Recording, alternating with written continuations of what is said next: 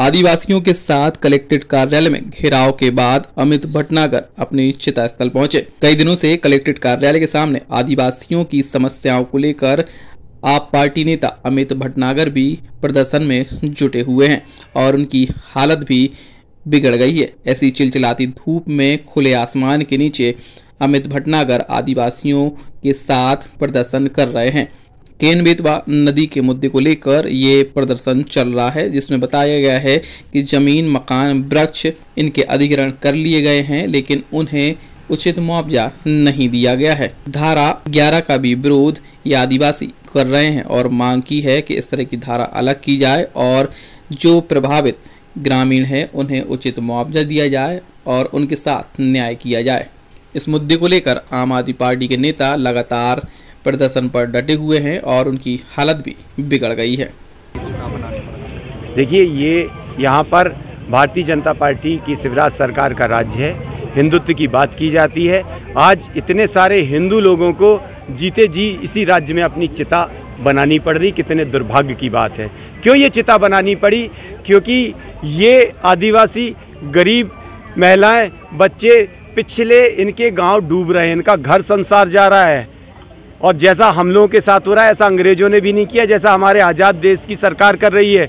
इनको मरा हुआ मान लिया सरकार ने। इनकी ग्राम सभाएं सरकार खुद लगा रही है, इनके निर्णय खुद ले रही है। जब ये ज्ञापन देते हैं तो इनको ये बताया जाता है आगे कुछ होगा, आगे कुछ होगा। और पिछले 17 महीने में 18 से ज़्यादा ज्ञापन बेचारे ये दूर दूर से आके अपने हज़ारों रुपए खर्च करके अपनी पायलें, अपनी बिछिया बेचकर ये लोग किसी तरह से किराया लगाकर यहाँ आते हैं, यहाँ ज्ञापन देते हैं, यहाँ से आश्वासन मिलता है। बेचारे सोचते कोई आएगा, लेकिन कोई नहीं आता। कानून का पालन नहीं हो रहा है यहाँ सबसे बड़ी बात।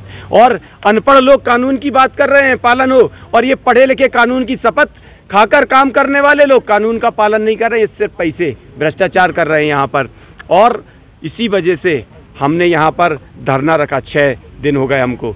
और कुछ सामान्य से हमारे मौलिक अधिकार की बात है, हमारी कोई मांग नहीं। हमारी मांग है कानून का पालन हो। ग्राम सभा में जो आपने हमारे प्रस्ताव और निर्णय लिए हैं उसकी कॉपी से हमको अवगत कराया जाए, हमारी यही मांग है। लेकिन ये भी नहीं सुनी जा रही। बना ली भाई साहब हमने चिताएं, क्योंकि प्रशासन ने हमको मरा मान लिया। पिछले 17 साल से 17 महीने से हमने कई ज्ञापन दिए, एक का जवाब नहीं दिया। हमारी ग्राम सभा प्रशासन ने फर्जी खुद कर ली। जो प्रक्रिया चल रही है, जो हमारे यहाँ परियोजना चल रही है, धारा कैन बेतवा लिंक परियोजना है ना, कैन बेतवा लिंक परियोजना के तहत, जिसमें यहाँ पर हमारा भू अर्जन कानून 2013 लागू होता है। भू अर्जन कानून कहता है, उसका नाम ही है पारदर्शिता अधिकार अधिनियम, है ना। पारदर्शिता होगी, गांव की सहभागिता होगी, आम सभा होगी, ग्राम सभा होगी, उनकी सहमति से निर्णय लिए जाएंगे। लेकिन सहमति और उनकी सहमति, उनके निर्णय लेने की तो बात ही नहीं है। यहाँ तो उनको जानकारी तक नहीं दी जा रही। अब तो हम लोग इस आमने सामने, हमारा घर संसार तो उजड़ने वाला है, डूबने वाला है। हमारे लोकतंत्र को तो इन्होंने ख़त्म कर दिया, हमारे संविधानिक अधिकारों की हत्या कर चुके हैं, हमको मरा हुआ मान चुके हैं। तो यदि आज आवेदन देने नहीं, हमको इनको बताने आए हैं कि हम कल से, अगर आज हमको समस्त जानकारी नहीं दी गई जो हमारे मौलिक अधिकार हैं उनके तहत, तो हम लोग यहाँ चिता पे लेट जाएंगे। और जब तक हमारी मांगें नहीं मानी जाएंगी तब तक नहीं उठेंगे, या जब तक जान नहीं चली जाती तब तक नहीं हटेंगे। पलकों के रहने वाले आप लोग यहाँ पर बैठना पड़ा?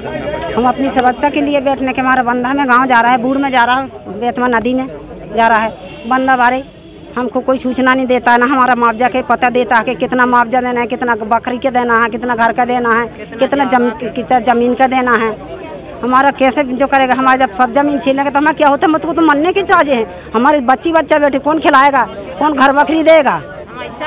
7 पैर की जमीन जा रही, 7 पैर को जा रहा। हम क्या करेंगे भाई साहब? क्या होता है? छोटे छोटे बच्चा, हमको व्यवस्था उनकी बनाने पड़ता है। आज 4 साल का बच्चा तो खाने के तो उसको जाने हैं। हम क्या करेंगे? आज हमारी घर बकरी छिन जाएंगे, हमारी जमीन छीन लोग, हम क्या करेंगे?